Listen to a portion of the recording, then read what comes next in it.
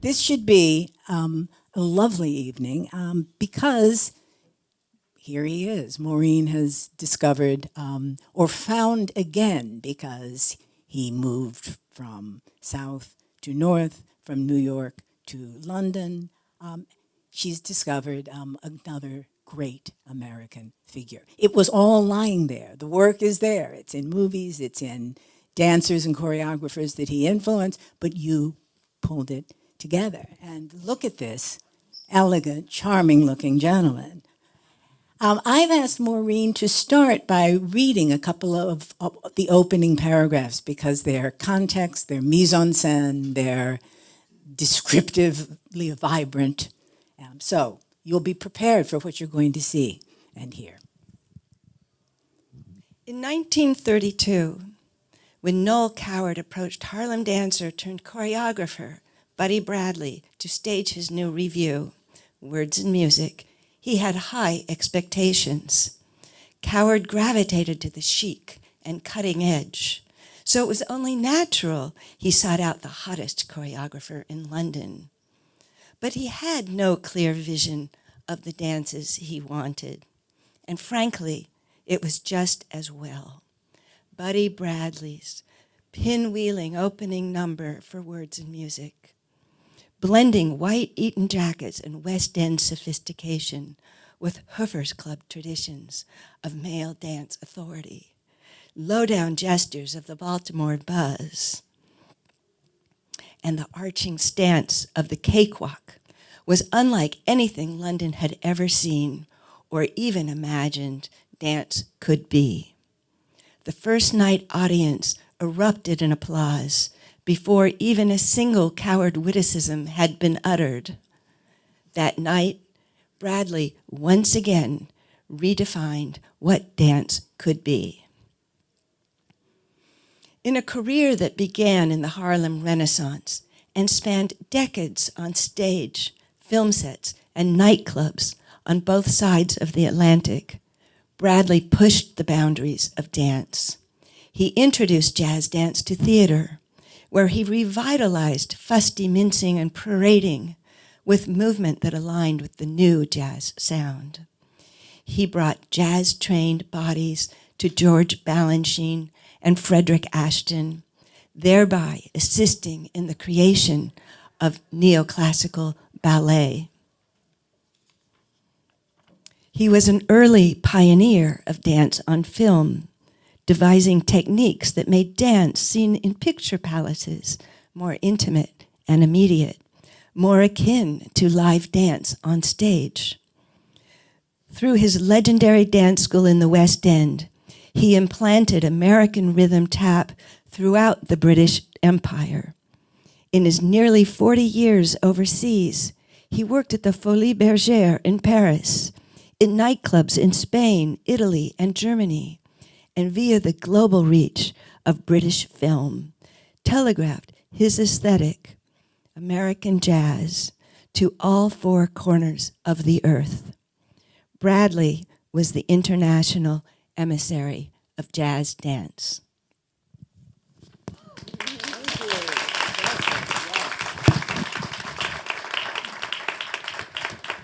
And just one thing I'm going to ask you to add before we move on.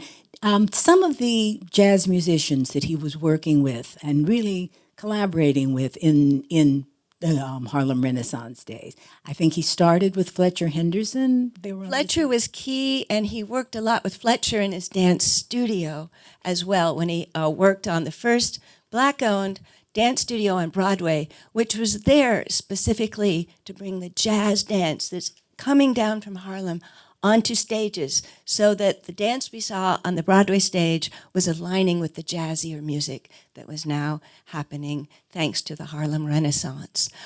So Fletcher Henderson was working, he was very much using Fletcher Henderson's music to accompany his dances, but prior to that, Buddy Bradley had been a dancer in the Prohibition era Harlem Renaissance nightclubs, and he happened to be at one of the most posh, Connie's Inn, and the Harlem nightclubs were very different from the speakeasies of Midtown, because there you have everything we see in the movies with the password and these dark clandestine drinking places. In Harlem, these clubs were protected by the mafia. They were out in the open. They had large, airy spaces, glamorous decor. It's where the night show was invented. And this is where Buddy Bradley got his start. And Connie's Inn, the music director was essentially Fats Waller. He had been a long time associate. He'd actually worked for the family that owned it when they were still operating a grocery store, and came on board as the music director at Connie's Inn. Fats, of course, knew everybody in the jazz industry, and he brought to that stage and made sure they felt welcome to simply come and play extemporaneously, jam after hours. But it was this Caldwell where people like Louis Armstrong, Fats Waller, others were all coming by. It was kind of the place to be for a jazz musician. Exactly. And Buddy was in the nexus of that. Yes. We forget how central dance was to all of this. But now we're going to go back. Why don't you tell me again, what first quickened your interest, where you first decided it has to be Buddy Bradley? I think the fact that I found out about Buddy Bradley was a fact of divine intervention. He was so obscure, and the fact that he ever came across my radar was just a fluke of fate. I was sitting in a symposium all day before COVID at FIT. The subject had nothing to do with where this book took me, really. It was about the confluence of ballet costumes and haute couture, and how there was a conversation between the two. But what happened, and this is the stroke of fate that changed my life, is that one of the primary speakers, a costume designer for New York City Ballet, called in sick at the last minute. And the organizers had to scramble around and find a replacement. You can't have a 45-minute empty spot on a day-long symposium. And they brought in somebody who was quite interesting. She had no expertise in the subject matter whatsoever. But she said something that made me sit up straight and really was the turning point for me. And that was when she pronounced these words: "We all know the unspoken debt that George Balanchine owes Buddy Bradley." I immediately listened because I consider myself an amateur expert on George Balanchine. I've read all of Elizabeth Kendall's books. I have read Taper. I've read Gottlieb, and I know the company fairly well. And I thought, I didn't know this name. I went home, I looked at all those books, and that name is not in it. In the course of the research, when I was farther along, Jennifer Homans came out with Mr. B. And even in that 700-page or whatever it is tome, Buddy Bradley is reduced not to a paragraph, not to a sentence, but a phrase: the legendary tap and jazz man, period. Now, if you're going to use legendary and you're a writer, you need to offer a little more. Yes. This is what last night I was speaking with the great historian David Levering Lewis, and I had this anecdote too, and he said, you would think a historian would have researched everybody that they print on their pages. But he was a Pulitzer Prize winner, and Jennifer's still working up to it, perhaps. But anyway, that remark fascinated me because I started to dig. My first stop was the Jerome Robbins Dance Division of the New York Public Library. It's the largest repository of dance records in the world. There wasn't even a file on Bradley. I tried the V&A in London, the second largest dance resource. Went to the Library of Congress. There was something, and it was erroneous. But it started to make me realize, and incense me actually, that as I dug a little further into Buddy Bradley, I found that he had choreographed, coached, danced with some of the great dancers of the jazz age, including Adele Astaire. He was behind Ruby Keeler, the tap goddess of the silver screen of the late 20s, early 30s. He had collaborated with people like George Gershwin, Richard Rodgers, Noel Coward, Cole Porter. Cole Porter, thank you, Margo. And these are the pillars, except for Coward, of course, of the Great American Songbook today. And of course, he had this interaction that was life-changing for all of us who follow ballet with George Balanchine, but also an extensive relationship with Sir Frederick Ashton, who was the longtime creative director of the Royal Ballet. So it was amazing to me that these people we revere, and Buddy Bradley's name had completely receded from the annals of dance history. And yet the achievements were all there. Well, and that's what's so odd and interesting, yeah. Even not going that far, but just beginning to scratch under the surface, I began to see the breadth of what he was doing on two sides of the Atlantic, on the concert stage as well as on the theatrical stage. It was just amazing to me that we had lost him somehow. And that's at the point where it became my mission to recreate, piece together this life, and put him back into the conversation of dance. And really, it was partly because I became very fond of Bradley and protective of him, and I wanted him to have his just due. But even more than that, his impact is enduring, and we see it on our stages to this day. And if you don't know the artist, you can't really understand the art. So we needed to collect Bradley, his life, his contributions, and have it in one place. We are going to go to the American, African-American cultural history of Bradley's family soon. But since you've been talking so eloquently and precisely about, his history as a dancer, choreographer, maybe you should tell us a little more about the vocabulary of tap, how it extends, and maybe show us a little something. All right. I'll give you a little preface, and then I think you need to see it. But Buddy Bradley, what he did most of all is he took this current that's happening in the Harlem Renaissance that wasn't accessible to people downtown.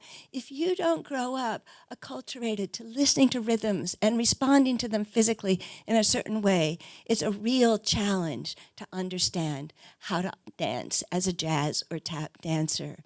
Buddy Bradley's, one of his gifts was he was this great communicator, and he became that person that brought jazz dance down from Harlem to Broadway.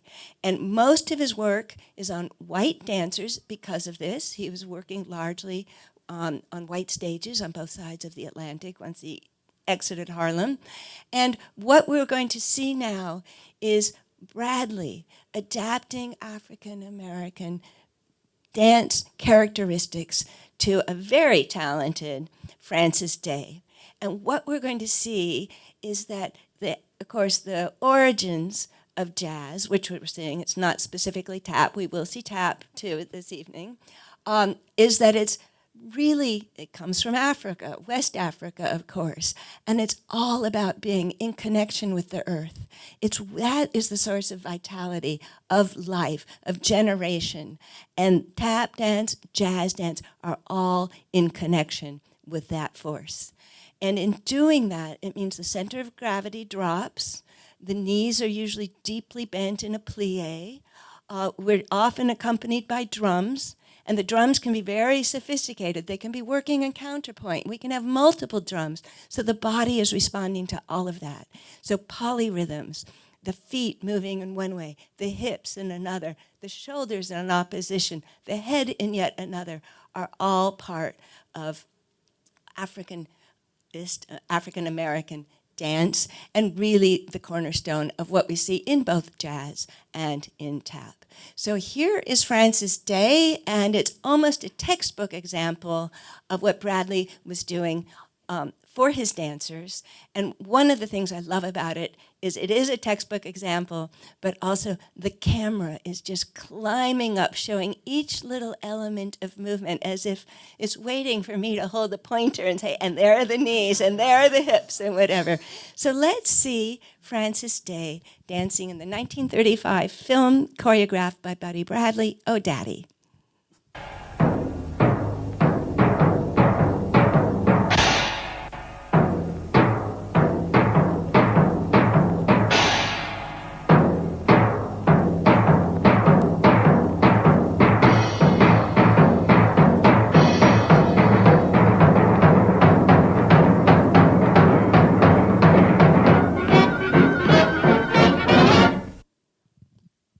So that's Exhibit A.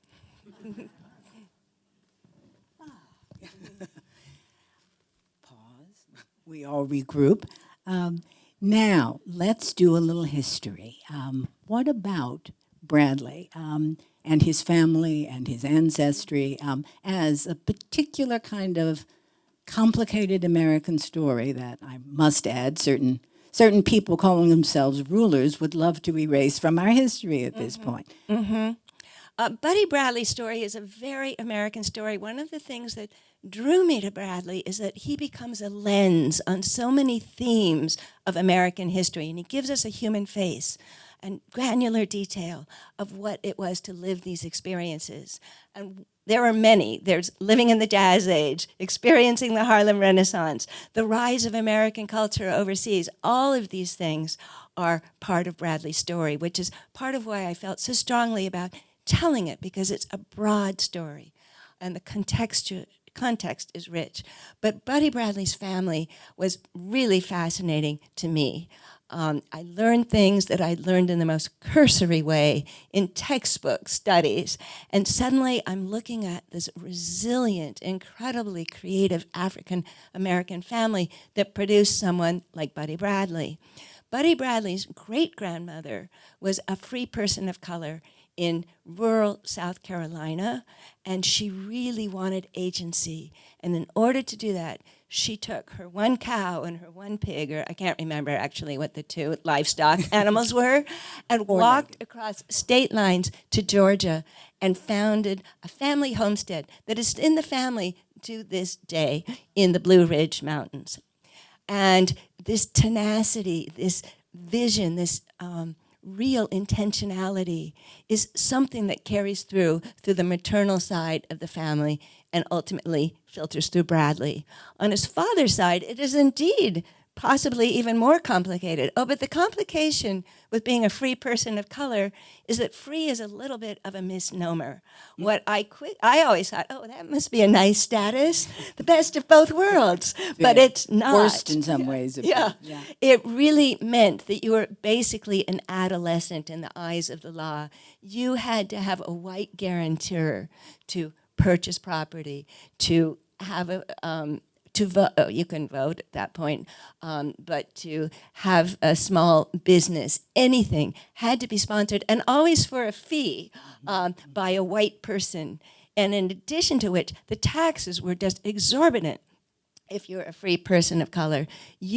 Whereas people who were at your economic status might be paying $5 a year, automatically, if you were African American, you were paying at the rate of a learned professional, say a doctor or a lawyer, which if you're a struggling, basically subsistence farmer, which was what Buddy Bradley's maternal side was, I mean, this is really prohibitive. And it's punitive. It's punitive. Yeah. It's a way to control people. It was a way to discourage people from really reaching for agency. So this was fascinating to me to uncover this story and the way the family worked around it, the way they managed to succeed despite those challenges that they're facing.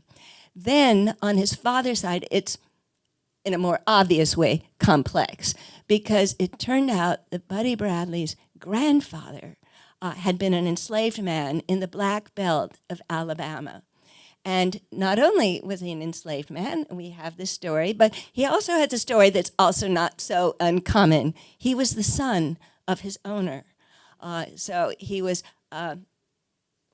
An enslaved son. An enslaved son of his owner, and so he was lighter complexioned, and because of his mother and who probably had some somewhat different status in the household, this grandfather got the preferential position of being a house servant.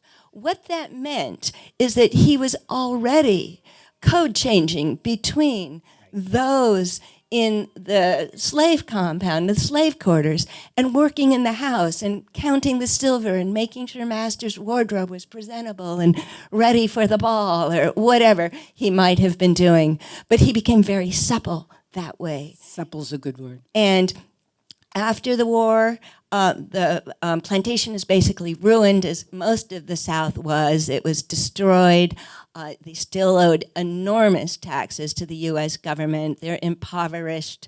And when his father dies, he puts his son, whom he's never totally recognized as his son, is the second man listed in the will. Presumably the first man and the third person, who is a light-skinned woman and also a house servant, are all half-brothers and sisters. But what he gives him, because the enslaver is now impoverished, is, a pittance. I think it's a cow and a bushel of corn or something. You can read it in the book if you really want the details. I have forgotten it already. But what he does is, this is a man who doesn't know how to work the fields. But this is an intelligent, an observant man, and a supple man. And he takes that inheritance, he basically barters it, and he turns that into a small trading business on a tributary in Gainesville, Alabama, that goes down feeds into Biloxi, Mississippi, which is a great cotton shipping capital. And he's bringing, and it turns out to be a wholesale trade. We know this because I found in a dusty archives in a dusty one-room courthouse in Sumter County, Alabama, there is a record showing that he had been granted a wholesale liquor license. So it wasn't a store for penny candy and nails. It was a real wholesale business. It was of substance. And so again, we see this resourcefulness, this creativity, this insistence on a pursuit of an individual agency going through in Bradley's family. And then but Bradley and his brother, do the Great Migration. Yes. Well, this all happens because this grandfather dies quite young, leaves three young boys, one of which is Bradley's father. And his father is continuing in this. He becomes a skilled laborer. He was a bricklayer. I didn't think that was a big deal. Reading into it, it is. It requires an ability to visualize, you have to know how to compute numbers. It's precision, laying things on a square. And it was one of the first unions, possibly the first union, where a black man could be accepted. So it gave him opportunities. Once he had his union card, he could travel and opportunistically go after the big jobs, the whatever construction sites there were where you needed bricks. But his father, it turns out, it moved the family to Birmingham, Alabama. After the war, it's going to be a sign, like Atlanta, of the New South. It was not going to be agricultural, wasn't going to be dependent on cotton. It was going to become an industrial power to rival the North. So they moved to Birmingham. This is where Bradley grows up. Bradley grows up in an urban-ish, it's 1905, he moves there in 1908, and he stays there until about 19 or so. So it's not an urban city as in New York, but it's very much a Jim Crow environment. Mm-hmm. And I thought, Jim Crow, that means there's one fountain for the white people and one fountain for the black people. Well, that's true, yes. This was my learning process, is that it meant that the schools were in session for the black children for about 60% of the time that the white children went to school. Mm-hmm. The courses that were offered really channeled people into trades like learning how to roof a house or laundry skills. There was no idea of taking French or whatever. Bradley was this young, inquisitive boy. He really wanted to experience the world, know more, and he's being channeled and pigeonholed into this. This is what sends Bradley and his brothers, not to mention lynchings that are rising by in the late teens, and sends all of Bradley's family to different destinations, but north. Bradley ultimately ends up in Harlem. He's living in a boarding house. He doesn't have a skill, but he learns how to tap dance in a blind alley with other young aspirants, because if you aren't in the artistic professions or a skilled profession, which is what you could do in New York, there wasn't a meat packing or automotive industry to hire unskilled labor. You could be a maid, you could be a messenger, or you could be a dancer or a musician. Or a blues singer. Or a blues if you were singer. a woman. Yes. And so this became the turning point in Bradley's fate. He turned out to be a quick study. He was supple. He was reliable. And he was immediately identified by Thaddeus Drayton of the class act team, Rufus and Drayton, Greenlee and Drayton, and brought into Leonard Harper's floor show at Connie's Inn. So this is Buddy's early childhood and sort of his launching pad. And he rises to the top career. via Connie's Inn and the Harlem Renaissance quite quickly. Yes. Actually. Yes, yeah. he does. And he acquires the teaching gift, he develops the teaching gift quite soon, too. Yes. That's actually post the Renaissance, or not post the Renaissance, but post his era as a dancer. After dancing in these routines, and he was the highest paid chorus boy, reputedly. Small thing. Right. They didn't say African American, but I think African American. We're assuming. We can say that. Yes. So he was quite successful at that. He was dancing with Florence Mills in the Blackbirds Revues, which was like the highest accolade. Absolutely. In that realm. But he was also seeing people like Eddie Rector dance and seeing all the greats of the previous generation and taking it all in. But he's bored because as a nightclub dancer, you're dancing 3 times a night in the same show, 6 nights a week, until they change the choreography for the next edition of the show. And what he finds is that there's something drawing him to something new.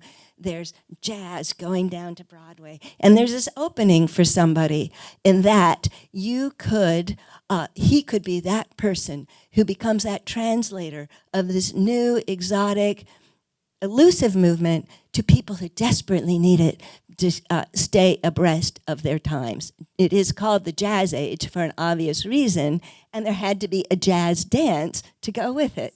Exactly. So, and this is where he learns. And it had to be translated, so he was speaking simultaneously in several languages. Exactly. Yeah. So this is really where Bradley's launching begins, when he starts being the celebrity dance teacher at the Pierce Studio. And he Broadway. gets very little credit. He gets no credit, basically, for the pieces, for the dances he choreographs for people like Clifton Webb, or even for Adele Astaire.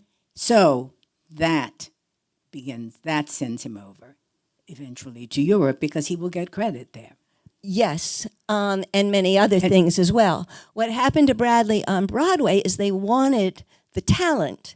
They didn't want the man. Exactly. And so he was often brought in when they suddenly realized Busby Berkeley was a parade director and didn't know, he could move people around, but he didn't know anything about movement and steps. Give him a camera and he's brilliant, but he was not particularly successful on Broadway. When producers realized they had a disaster on their hands, Buddy Bradley would be called in to fix the show. But it was at the last minute when it turned out the shows were great, and everybody ran after Busby at the premiere because they wanted to hire him for the next show. The choreography was so good. Buddy is left and neglected in a corner of the lobby. Clifton Webb is saying, well, actually, I choreographed that dance myself. Yes. Right. For Clifton Webb, he choreographs a show in secret. They knew it was going to be incendiary. It was the snake hips, which is a dance that comes from Trinidad, probably with origins in West Africa, too. It's all about swiveling hips. And Earl Snake Hips Tucker, I Yes, believe, and originated. Earl Snakehead Hamper was like Bojangles Robinson. He didn't want anyone else to dance it because it was his signature dance and it was so recognizable. So Buddy and Clifton Webb create this dance for the Music Box Review. They do it in secret in the men's room of the Music Box Theater that exists to this day because they didn't want anyone, including the producers and whatever, to see what was going on. They probably wouldn't have allowed it.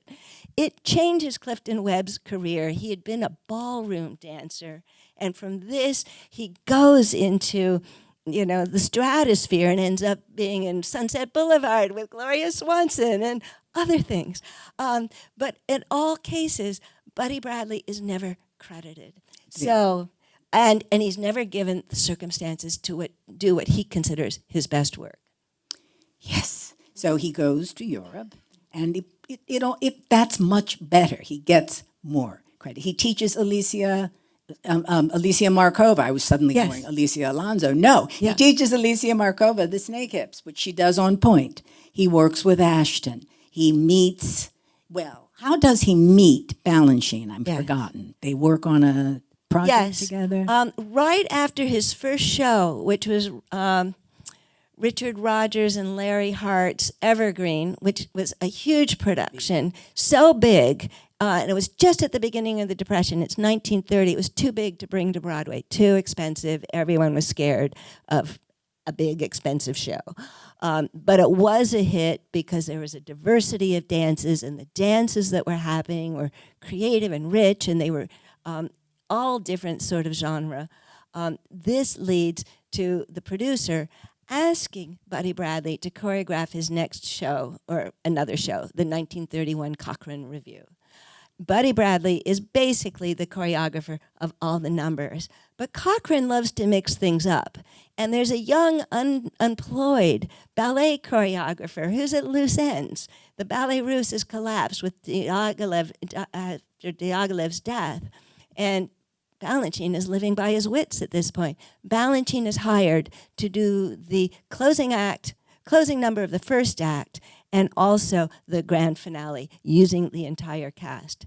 The entire cast is basically Bradley's cast. He had worked with these dancers in a previous show. He hadn't been the dance director, but Cochrane said, would you come in and start working with them on jazz for that show? And we're going to spice it up a little bit. So they had a little jazz in their body.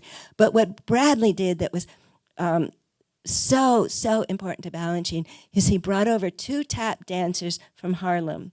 One had been his studio assistant, Eddie Williams, when he was teaching on Broadway, and Eddie was now dancing with someone named Joey Shields, and he brought Shields and Williams over to tap dance. So here, Balanchine sees tap dance for the first time. 35 years later, it's still staying in his head because he's doing this percussive movement in his ballets, including Rubies, to Igor Stravinsky. But the most important thing is probably that one of Bradley's great protégés, a former ballerina at the Metropolitan Opera, who came to Bradley in Broadway to learn how to tap and be a jazz dancer and revitalize her career and make this transition to Broadway. Presumably it paid more than being a ballerina. So she's super talented. She becomes the toast of Broadway. Her shows transfer to London. Charles Cochrane, she catches Charles Cochrane's eyes. And so she's the star of the show. She's really an extension of Bradley. The black press in New York is saying she's the greatest exponent of Juba dancing. So she's Juba no dancing. small It's funny. fry Yeah. when it comes to understanding Yeah. jazz dance. She becomes that transmitter of jazz and can speak the language of Balanchine, which is ballet, and go back and forth, translating between the two, puts in his hands in the studio setting for the first time the mechanics and the movements of jazz. And her name. Her name is Ada Mae Weeks. And, we know Balanchine was a cultural sponge. Everything somehow inspired him, and he turned it into art. I mean, he was a genius. But he had seen Josephine Baker. He knew Josephine Baker. He had not yet choreographed for her. That happens several years later. And his mentor was Igor Stravinsky, and Stravinsky was enamored of jazz, but he'd never had dancers' bodies in his hands to understand the movement. So that's the interaction between Balanchine and Bradley. We do want to see a few more of these clips, but give us a little bit about Frederick Ashton. Freddie Ashton and Buddy Bradley had a different relationship, whereas with Bradley and Balanchine, we don't know much about it. Both were highly private, discreet individuals, and they didn't leave us journals.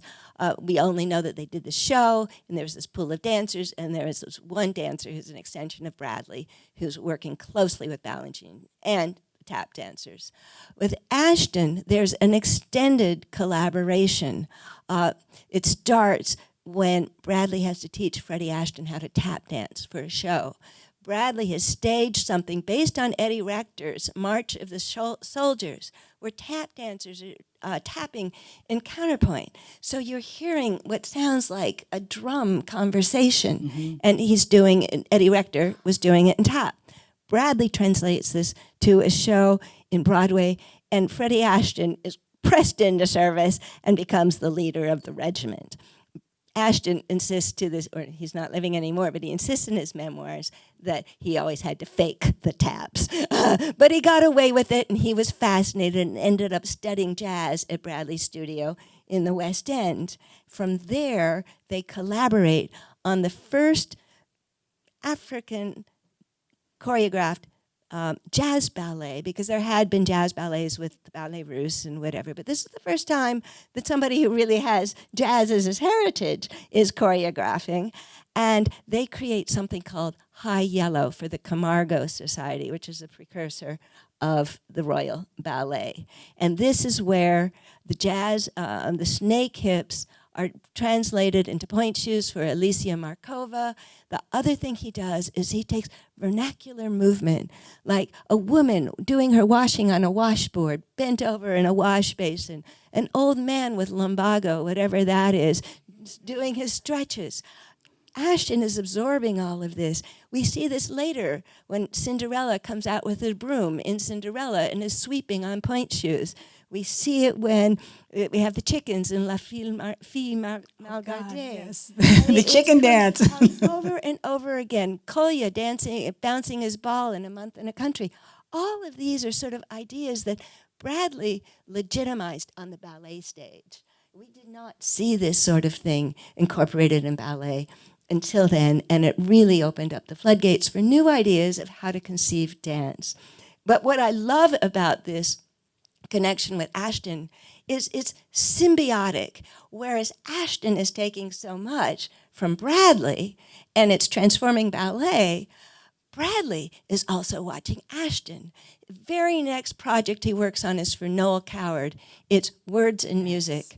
And suddenly we see Ashton, who is a genius for how he staged his dancers. Suddenly, Bradley's exploded the chorus line. No longer a lineup of 16 or 12 dancers, whatever.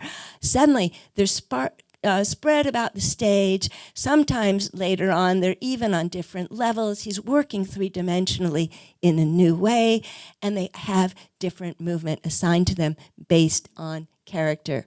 In addition to which, and this is all, I'd say, the Ashton influence. And in addition to which, what I love is he even choreographs something on point shoes for this show. And in there, he is using all this épaulement, which he also brings to tap dance, which is the upper body presentation of a ballet dancer. And so he's extending his understanding and possibilities of tap dance too by what he's taking from these new art forms that he's encountering in London, and largely through Ashton. Okay. Yes. Right. Now, you wanted to show us just a few more visuals. Yes. All right. I think we'll do a quick segue because it's how it's been loaded up in the PowerPoint. And we'll go back just a bit to see how these influences that Bradley is picking up, he's a sponge like Balanchine for new ideas, new inspiration, and how he's taking tap dance, which he learned as a rhythmic dance in Harlem, and is now adapting for new purposes on new stages. And he is also, as he took ballet concepts from Freddie Ashton to extend his language of dance, he is also taking from other things in vogue. So we're going to see Jesse Matthews tap dancing in the film It's Love Again.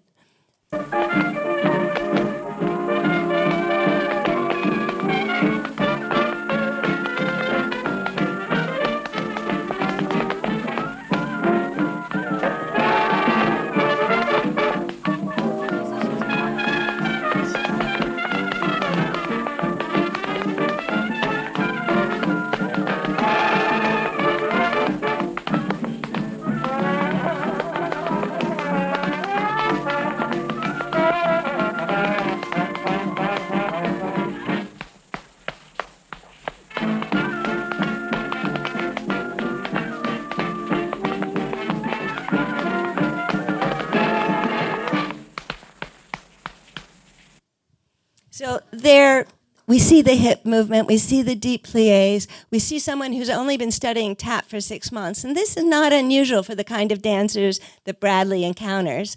A lot of them are trained in his studio and quickly going off on the stage. And he's adapting it to new bodies, new applications, and bringing in, as we can see here, some temple dance quotations and whatever. So I think that that's very emblematic of what Bradley is doing as a showman on the theatrical dance stage. Then we're going to move over into 2 clips from New York City Ballet. The first one is, can't remember if it's Ruby's, but yes, but I want to give a reference. Let's see. The first one is Four Temperaments. And we're going to see Adrian Danchiguaring, and he actually has a voiceover. I think now you kind of know what to look for in the deep pliés, the low center of gravity, the flexed hands. And Adrian is going to talk about his experiences as he dances this. Halfway through, this male soloist is joined by 4 women. And when they initially enter the stage, there's no acknowledgement of their presence. And I think of their presence as the realization of whatever I had been searching for. And the phrases that I dance, they have a natural cadence and they have a natural progression. And it accelerates and accelerates until the male soloist body is dancing in synchronicity with these 4 women. I'm not physically partnering them. I'm connected to them mostly by taking hands and by making eye contact. And so there are these moments where we create a continuous chain, our 5 bodies, but it doesn't require any of the manipulations that classical pas de deux does. I have always admired this role. It was such a standout, and I think it's one of the roles that I've been fortunate to dance that has really opened up new facets of my performing.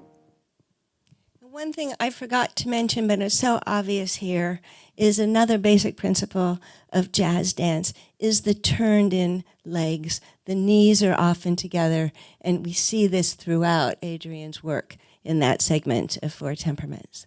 The next we're going to see is Rubies, choreographed to a score by Igor Stravinsky, danced by Mira Nadon. And this is 35 years after Balanchine was working with Ada May and by extension Bradley in 1931. And he's still playing with a lot of these ideas. And again, one of the things I love about Mira is she's not acting like a ballerina here. She's got a persona that is not a Giselle. She's not a victim. She's not a princess. She is a self-assured and sexy woman. And I like to think that this is part of the lineage of Bradley, too.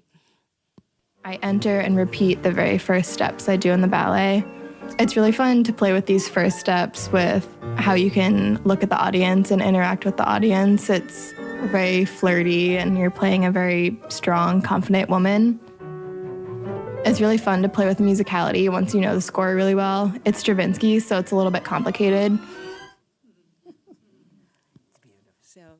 And if you're interested in seeing how Balanchine transposed jazz into ballet, which is foundational to neoclassical ballet, both of those ballets happen to be in repertoire this fall at New York City Ballet. Thank you. I think we should open it up to questions. Was that 45 minutes? I'm afraid it was. I hope I didn't bore you. I really love my topic. Yeah. Are there? No, wait. Are there questions?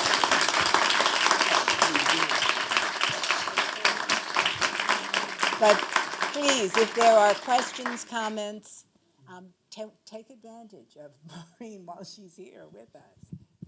Yes. I'll start in the front row and then go back. Okay. Well, first of all, thank you for such an interesting, curious, graceful, and passionate conversation. I flew in from Charlotte just for you both and the book. I'm only 1/3 through the book, but I have a question. In the beginning of the book, you wrote that you were not sure if you had the right to tell his story, but no one has done it, and you see a need. And I think that I understand the struggle of writers who write about someone's life, and you start out not feeling enough to be in that role. At what point in the journey did you feel like you have that confidence and you feel enough to be that person who writes his story? Oh, I think when I realized that I had turned over every rock, interviewed any person who had ever interacted with Bradley, going back to the Blitz, and already about 4 of those people have died, so I feel like I was collecting this ephemeral information. Then I thought, I'm writing a book that nobody else could write at this point. But I really hesitated for so long about this, and you know that, Margo. Other people know this in the room. There is the racial complexity. I didn't grow up with stories from a grandfather saying, well, my grandmother told me what it was like in the Jim Crow South, or we have this heritage of slavery and we're still dealing with it in visceral and real ways to this day. I could be empathetic to it, but I didn't know that experience. And I wasn't until I came to the 92nd Street Y Harkness dance program. I wasn't a tap dancer. My training had been in ballet, and I had fabulous tap lessons here. Shout out to the Harkness Dance Center. But I had so many questions about whether I was the person to tell that story. Finally, I decided, I really wanted to write this book. I really found that the story was big on so many levels. Bradley is not just an artist, a lovely person, but he's doing something that impacts us on so many levels, still to this day, and the story was so broad. I really, really felt the story had to be addressed. But the question was, did I have the right to do that? And this was always lurking in the back of my mind. So what I did was I flew down to Duke, where the foremost professor in African-American performance and dance exists, Dr. Thomas DeFrance. He's just a lovely person, and I said, Tommy, I really need to go over this story with you, tell you what I'm doing, where I see this going, what I'd like to do. And Tommy said, look, I know everything that's happening in this dance space, and I know nobody is following Buddy Bradley. I would have heard about it by now. And he said, the story is ephemeral. Already, so many of his colleagues are no longer with us. Pete Nugent, all these, Henry Latang, who had been his assistant when he was teaching on Broadway. He had taught Henry Latang as a young boy, like 14. And when he saw this talent, and Latang started working for him. Latang, for those who aren't perhaps in that space, is perhaps he is the great mentor of Gregory Hines. So we see this Bradley lineage going all the way through to Gregory Hines through the link of Latang. But I really questioned if I could write the story for so many reasons, and I assumed there would be a lot of people saying I didn't have the expertise, I hadn't had the lived experience. And Tommy said, look, this history is disappearing rapidly, and it's a service to collect it while it's available. And in addition, he said something that I thought was so interesting. He said, you know, this is 2020, I think it was 2020, 2019 at the time. He said, you know what? We have to also realize that partly thanks to the Harlem Renaissance, the Great Migration, so many things, African American culture is now part of American culture. You may not have the lived experience, but it is part of your culture too. It's not something separate. And we all have a right to do this tap dance, despite some people who say it's our dance and this is our territory. And I've had a little bit of that pushback on the book. But Tommy really gave me the confidence that it was an important mission, and really, it was vital that somebody tackle it sooner. So that's really what sent me And I think into the confident range. your your care and anxiety about that probably quickened and intensified the research and the thinking that you gave to it. Well, would be my sense. I actually learned so much in the process. I read David Levering Lewis's 2-volume tomes on Du Bois. I read Du Bois himself. I read, so much around the topic because I didn't want to tread clumsily through this material. There were other.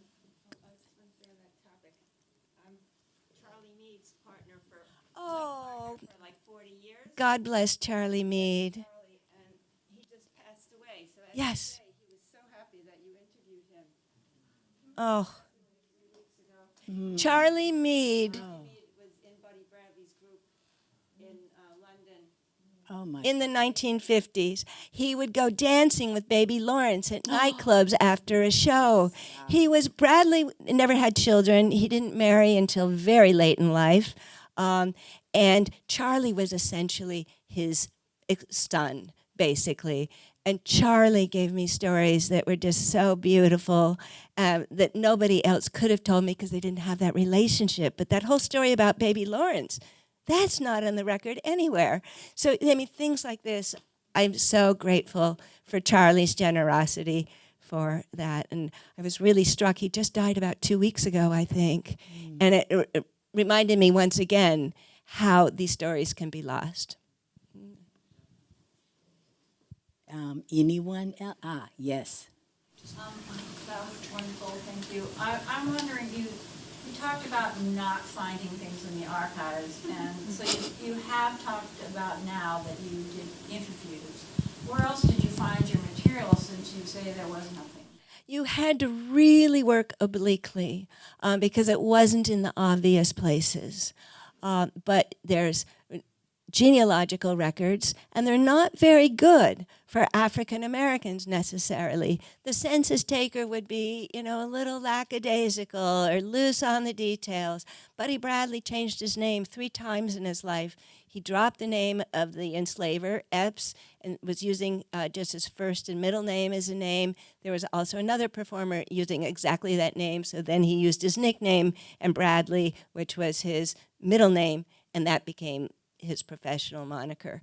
But so you had to look through ship manifests, see when he's traveling to Europe, when he's coming back to New York, who was he doing, why was he doing that, and then you look in newspapers like Variety and Billboard and The Stage and triangulate that way. The African American press was a fantastic source for what was happening in New York, because whereas he wasn't getting credit, he was a big deal within his Harlem community. He was successful. He was really entrepreneurial. He was making money. He was no longer in a boarding house on 7th Avenue. He was living on Sugar Hill down the street from W.E.B. Du Bois and Duke Ellington, and driving a late model. It was the hottest car of the time. It was a convertible LaSalle. So, the African-American press would recount this, and not just the local press. The Chicago Defender, the Pittsburgh Courier, they're all covering stories of Bradley. So that became another source. There were some profiles on him. They were, saying, oh, he's been hired to do the show. Well, when I go find the show program, which you have to buy for incredible amounts of money on eBay or whatever, you'd find his name isn't on that program, and this was part of why it was hard to find him, and it was emblematic of his experiences working in New York. That's why he left. Yes. That's why he left. In England, I kind of the same process, but then I actually started getting all the programs and looking at the names of the dancers. And after a certain point, I thought, it's possible these dancers are still alive. I would go to genealogical records. If it ended in an obituary, that was the end of it, of course. But if there wasn't an obituary, and I couldn't find them online, and it's not likely that a 90-year-old is on Instagram, then I actually resorted, I was like ferocious about this, to hiring private investigators who would help me find their addresses, and I could write to them, because they do sometimes have emails, or their daughters do. And then I would run over as soon as I found one or two with my tape recorder and go out to some, not godforsaken, but, a little coastal town, because they're not living in flats in Mayfair, retired dancers and whatever, and get those stories down. And word of mouth. The way I got to Charlie Meade was through Cynthia Millman, who is here tonight, and Charlie was just a mother lode for late life Buddy Bradley. So, but you had to triangulate. It wasn't being handed on a silver platter. Every book, I say, I'm going to do a biography of somebody who's archived in the Beinecke Library at Yale, and they're going to bring out the trolley with all the boxes of archives, and it never quite happens that way. I just want to say, if anyone's interested in seeing Charlie Meade's dancing, which was really amazing, I wrote my master's thesis on the Lindy, and I focused on 4 of my partners, and he is one of them, and it's at the Lincoln Center Performance Library. I'm Margaret Batichuk. And also on YouTube, I have a lot of videos of Charlie and me dancing, but we were dancing swing. Yeah. But he also was a twist champion, and he was in the movie Cleopatra. So you'll find things online if you look up Charlie Meade as well on YouTube. And just as an aside, the choreographer on Cleopatra was Henry Latang. Mm-hmm. Right. Yeah. The circle goes unbroken. Someone back there? Yes. Did Bradley have a career as a dancer that preceded his choreography? He worked for a short time as a dancer in Harlem nightclubs during the Harlem Renaissance. But you said he was the highest paid. Yes, he was reputedly, I found in the press, the highest paid dancer of his era. But he had a different kind of creativity. He loved to dance. He moved like silk. Frederick Ashton, I forgot to tell you this, and I loved this. Frederick Ashton was so obsessed with the way he moved, which was like silk, apparently, that he created the role in his ballet in 1935, I think, Les Masques. The role of the lover was based on how Buddy Bradley moved. And you can see this, too, in the Jerome Robbins Dance Division of the New York Public Library. Not with the person who originated the role, Walter Gore, who, in 1930s fashion, this was acceptable, wore a black curly wig and black face. So there was no doubt that it was inspired by Bradley. No doubt. Now I think they still dance it in a curly wig, but we don't have the black face. And just as an aside, he got a great platform and respect. He was the jazz emissary, the unique in London, and the floodgates for work opened up. But it wasn't always easy. I mean, he was still setting shows where the decor was gollywogs. And, there were masks and headdresses by Oliver Messel, the great designer. They zip up so that you can assume African features and African hair. And you don't have to fiddle with the blackface and whatever. But these were things that he simply had to accept as in his position. Yes, absolutely. Takes off, is it a gorilla's head and sings Hot Voodoo, something like that? Yeah. So. Yeah. I think we can do maybe one more question. Oh, yes, please. The light is right in my eyes, see so Nancy I can't Alpha honestly with a hand up. see. Oh, it's Nancy. Okay. Yeah. Maureen, if you started at FIT thinking about dance and fashion, went to Buddy Bradley, how did you feel when Hubert de Givenchy walked into the room with Audrey Hepburn? With Buddy Bradley, his coaching of her? Oh. I'm not putting it all quite together, Nancy. I think you're like one step ahead of me. There is a reference to Buddy. There was a reference in the book, thank you, to Buddy supposedly being about to teach Audrey Hepburn. He give her did lessons. teach Okay. Audrey Hepburn, but Givenchy is not in the story. Oh, okay. All right. So it brings it full circle back to FIT and fashion. I'm sorry, Nancy, my brain synapses just don't work like they used to. Oh, I think they do. But this one was, But we were covering generations yes, and disciplines. Audrey Hepburn was training to be a ballerina when World War II came and the Nazis invaded Belgium, Holland, I can't remember where she grew up. She was basically living under starvation conditions during the war, did not continue her dance training, but it was always her dream. After the war, she moved to London and was studying with Marie Rambert, that Bradley had created a jazz ballet for to a Jerome Kern's score. And Marie Rambert told Audrey the heartbreaking news that she didn't, her body had not developed due to malnutrition, that she wasn't going to be capable of a career in ballet. But she suggested she go to Buddy Bradley's studio. Marie Rambert's daughters studied with Bradley too, and that she could consider the possibility of a career on the stage. So Buddy did that. He also identified her as having some special quality. That doesn't take a genius to figure that out about her. But Colette discovered her for Gigi. So yes. Buddy and Colette. Yeah. Yes. Impressive. So, and he put her in a couple of shows, reviews he was doing, and each time he promoted her to a more visible position. But it was a brief interlude, but part of her story that turned her into the muse of Hubert de Givenchy. There we go. Yeah. Hi. Thank you for a very interesting talk, both of you, really fascinating. I'm also from the swing dance community. I'm trained as an archivist, a colleague of Cynthia's. And I have two questions for you. One, is there any film footage of Buddy Bradley? And the second question would be, where in New York did you unexpectedly find archives that surprised you, that supported your work? There weren't too many surprises here in New York. But the most exciting surprise, what I considered the Rosetta Stone of my research, was when I went to the Noel Coward archives, and I knew they had collaborated, and that Coward was even having Bradley come before he'd finished writing a show because he wanted Bradley's input on the music and whatever.